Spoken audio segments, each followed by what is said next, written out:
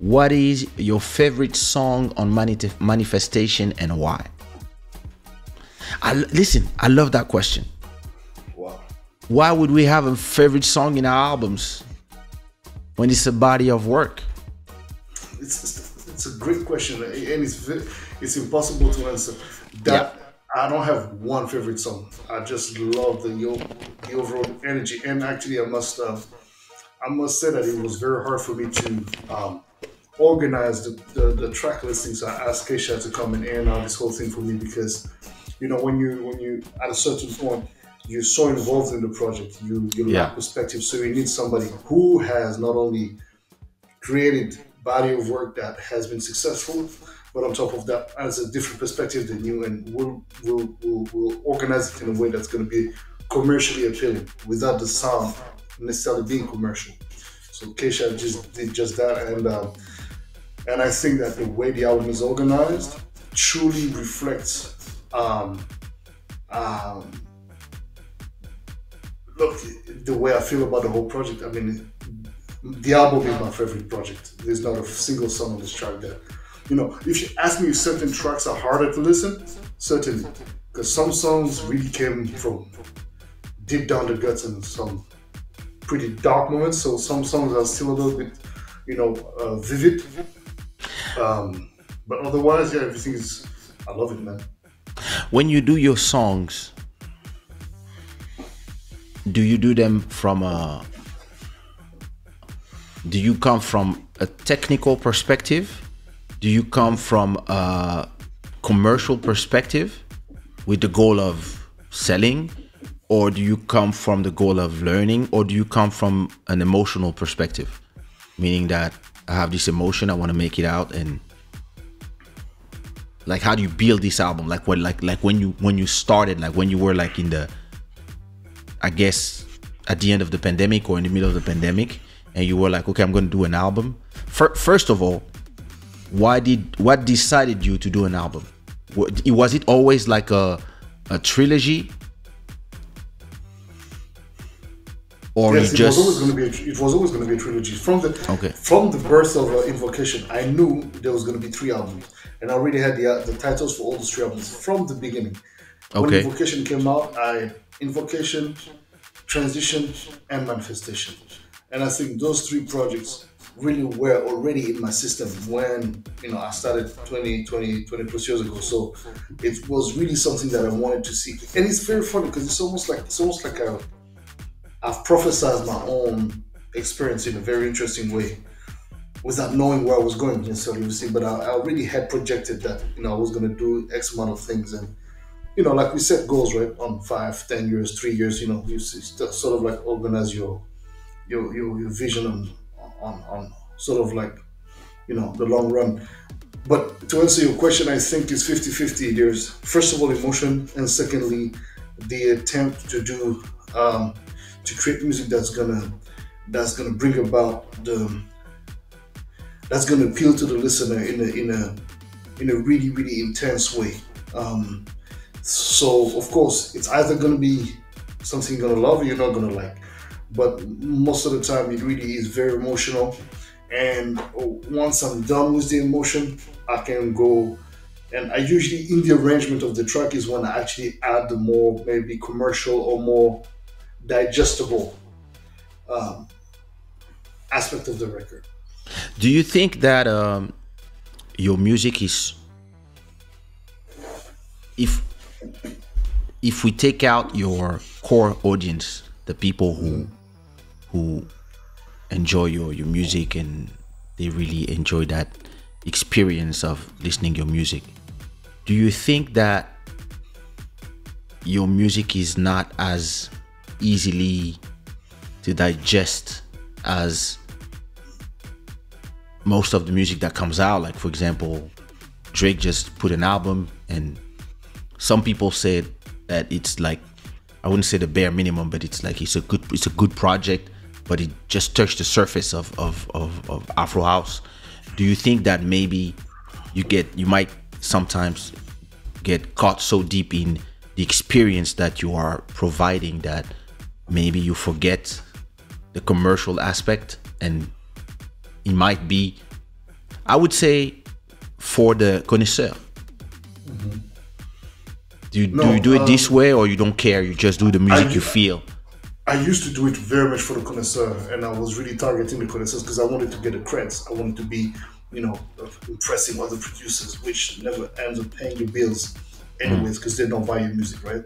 And not only have I learned that the hard way, but I've also enhanced that knowledge and that confirmed that experience through conversations as well with you and a few others with whom we have understood that. Fuck man, what's the point of doing this music for our fellow producers who, in the end, end purchasing the work, whatever. So yeah, of course, now it really is about understanding the fact that my music has gone outside of its own. It's almost like my work came out of its own self and took a perspective on itself. It's a bit complicated what I'm saying, but it is really like I've really taken a bit of distance, elevation, and looked at my work and I said, okay, look, how am I going to? And I remember that was my father telling me, he said, my son, your music is great, but it's very hard. Back then, right before I did Transition, the second album, he said, your music is great, but it's too complex. And it really requires a very well-tutored ear to understand what you're doing.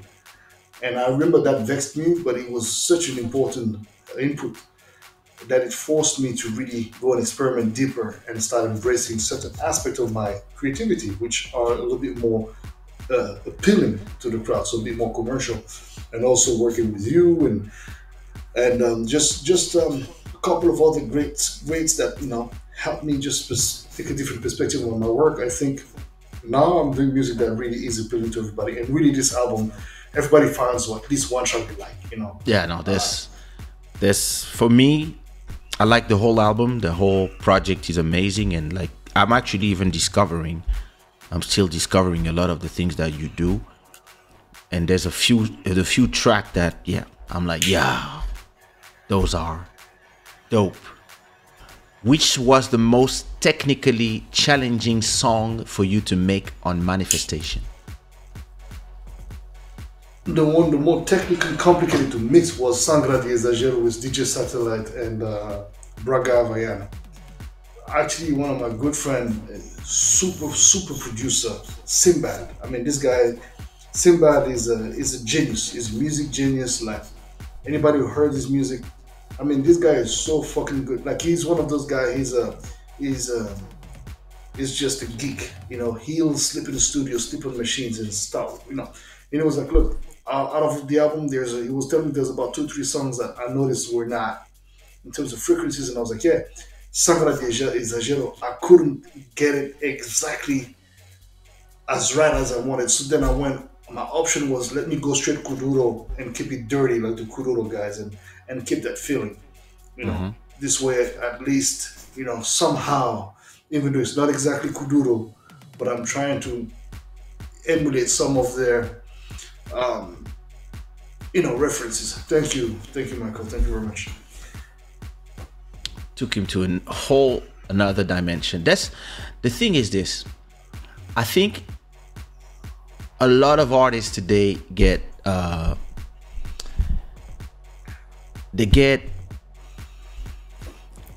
caught in the issue of today's world, which is you're gonna release an album and at the same time 60,000 people are releasing a song, an album, something, and we have less and less space to. I mean, we have all the space in the world actually, but in a way we are lost in the sea, because back when the market was small and you had like your small piece of market and you had your 10,000 people who were buying your music, you were okay, and it was CDs.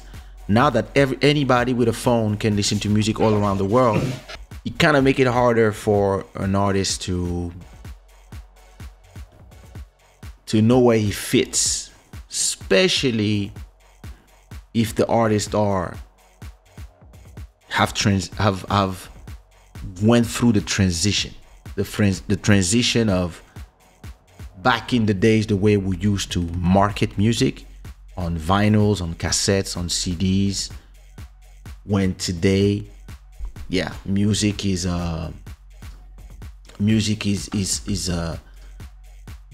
almost a commodity, and people tend to, they have the choice, they have so much choice, so much information that they don't really remember anything anymore. So it is a complex situation, and I often ask myself, should I do a very, very commercial album so that I can surf on the waves of the internet and look for the buzz? Or do I have to respect my name and do something that, and do some research? And it's a question that, do you ask yourself this question before starting an album? No. Do you let Nuno put you some pressure because he's trying to sell your shows, or do you say? Nuno will every once in a while fucking come and bust my head with the conversation like, yeah, you're not good. But I'm like, dude, I'm here to create a body of work, and I'm here to create legacy, because bear in mind, when I started this music and I created Ancestral Soul as a forefather, one of the forefathers of Afro House, the reason why the sound is so respected is because I never strayed away from maintaining a certain rigor and a certain sonic direction, which on short term doesn't pay off. I knew it. I was well aware that it was going to be a challenge, but on the long run, I was well aware that it was going to pay off.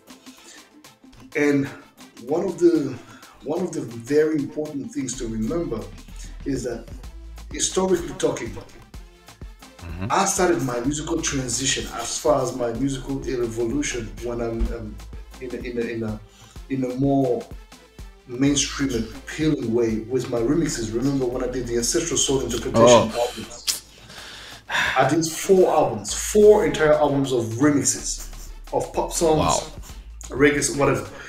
And that was pivotal in establishing my brand, my name in the industry, but also called upon so many backlashes from my industry. So at a certain, every time I said, okay, cool, you're not doing this enough. Whenever I was doing that, it's not good enough. It never was good enough. Like, so for example, now in the Afro House, it's like, okay, it's Shagwada. Shagwada is a Danny Gatto sound, etc. And it's great Afro House. It's banging, it's in your face. I love it. But when I'm going to do something similar, for example, when I did Azawa with Magic Beats, or when I'm doing a track like, Sagra de Exagero with Satellite, you still have people who are going to be like, yeah, but it's not that enough, or but it's not this enough. But it's like, dude, let's at a certain point, as far as I'm concerned, I was okay with being like, you know what, I'm done trying to please everyone. I'm just going to continue doing what I do. And you can't, obviously. But the problem is that when it comes to shows, for example, you're going to have your agent coming to you and be like, look, I need more hits, I need more club bangers. Yeah, but I've been doing the club bangers. So this is not a question of me not doing the club bangers, but it's because at a certain point, I'm tired of doing the club bangers and nobody's playing them, or very few people are playing them. For example, Kangamutu, one of your favorite tracks, or, I mean, come on, Elengi. Elengi is a big tune. And that's the thing. But then every time I hear this, oh my God, oh man, Boddhi legend, man. I love this song, but I never heard you play that shit, man. So it's like DJs. Exactly. So the point is that DJs. That's when I decided. I said, with all the respect, fuck DJs. No disrespect to my fellow DJs, but you know what? I'm done trying to make music to please the DJs. I'm happy when they play, but because so very few of them play my music, I'm all about the people. So I'm like, you know what? Let me service my music for the actual music consumers. But I don't mean fuck the DJs in a disrespectful way. But it's like, you know what? He just said fuck the DJs. I did, and I stand by my word, because I'm a DJ myself. But at the end of the day, good. I understand the necessity to evolve as an artist. And what you just asked me now, can you believe that when I started doing this, when I was branching out musically, Man, the backlash that I got from my industry, because you know my industry, we're all very elitist, very like, oh my god, you're not playing the keys in that kind of chord, and I need this kind of solos. And of course, You did I use a love this. seventh. Well, remember I was a fucking extremist before I met you. Remember, I was extremist of music, but at the same time, I was. He was a fascinated. bigot in music. But then, no, but it's true. But then then I'm meeting one of my fucking idols, Kaysha, and I'm like, fuck. Here's a guy that I've always admired his music, and I'm like, okay, here's a contradiction, and then this is where you have to sort of like step out of yourself and be like, okay, let me be real, let me actually come to terms with my true heritage, which is just fucking great music. My parents used to listen to fucking disco, funk, pop, you name it. My brothers, hip hop, acid house, garage, whatever. I was like, let me just bring all that together, and there's no shame, and that's why Ancestral Soul is such a great umbrella for my music, because it's like I can do whatever the fuck I want, because I don't have to cater to any of your styles. I can do whatever. It's very hard as an artist to find freedom, but it's even worse when you have success somewhere, because now people will say, yo, you're the king of Kizomba, where's the Kizomba? And you might be like Drake said, fuck you, I don't want to do hip hop. I want to do house music. I want to do something different. This is what I feel as an artist, the freedom to do something different. And interestingly, once you get in commerce, people will prevent you from doing it, because they have decided that you are here in wherever box they put you, and they will not want you, let you try do it. And this is why I've always hated when people ask me to define